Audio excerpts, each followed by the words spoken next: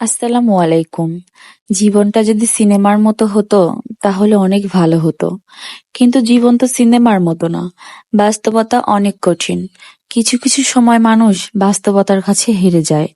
একটা সময় ছিল 2021 সাল। আমরা বিয়ে করেছিলাম পছন্দ করে। আমার হাজবেন্ড ছিল বেকার। এই জন্য পরিবারে হাজারটা কথা শুনতে হতো আমাকে। আমার হাজবেন্ড বেকার, কি করে আমাকে খাওয়াবে, আমাকে পড়াবে। এত কথা সহ্য করতে না পেরে আমার হাজবেন্ড আমাকে নিয়ে চলে আসে ঢাকাতে। ঢাকাতে আসার পর আমার হাজবেন্ড ছোট্ট একটা চাকরি নেয়। অনেক কষ্টে আমরা সংসার করেছি। আমার ঘরে প্রয়োজনীয় কোনো জিনিসপত্র ছিল না। এত কষ্ট করে দিন কাটিয়েছি যা বলার মতো না।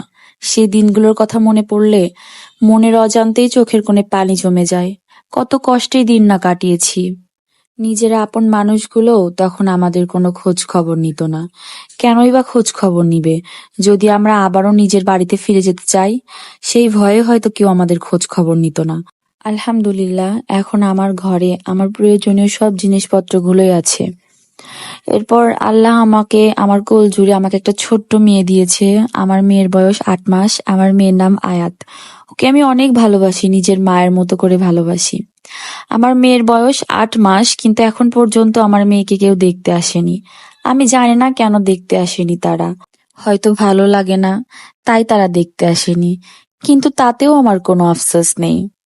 আল্লাহর কাছে এখন একটাই চাওয়া, আমি যেন আমার হাজবেন্ডকে নিয়ে, আমার ছোট্ট মেয়েটাকে নিয়ে অনেক সুখে থাকতে পারি, অনেক শান্তিতে থাকতে পারি। জীবনে টাকা পয়সাই তো সব না। টাকা পয়সা দিয়েই তো আর সুখ কেনা যায় না। অনেকের 5 তলা 10 তলা বাড়ি থাকা সত্ত্বেও তাদের সংসারে কোনো সুখ শান্তি নেই। কিন্তু আলহামদুলিল্লাহ, আমরা অনেক ভালো আছি আল্লাহর রহমতে। আমি সবসময় দোয়া করি আমার সে আপন মানুষগুলোর জন্য। তারা যেন সবসময় ভালো থাকে, অনেক হাসি খুশি থাকে। তাদের হাসি মাখা মুখ দেখতে আমার বেশ ভালোই লাগে। তারা যখন নিজের ভুলগুলো বুঝতে পারবে, হয়তো তখন আমাদের কাছে আসবে। পরিশেষে একটাই কথা বলি, সেটা হলো আপনারা আমাদের জন্য দোয়া করবেন, যেন আমার মেয়েকে আমি মানুষের মতো মানুষ বানাতে পারি, আর আমার মেয়ে নিয়ে, হাজবেন্ড নিয়ে অনেক সুখে থাকতে পারি। এই তো আপনাদের সাথে গল্প করতে করতে আমার রান্নাটাও হয়ে গেল।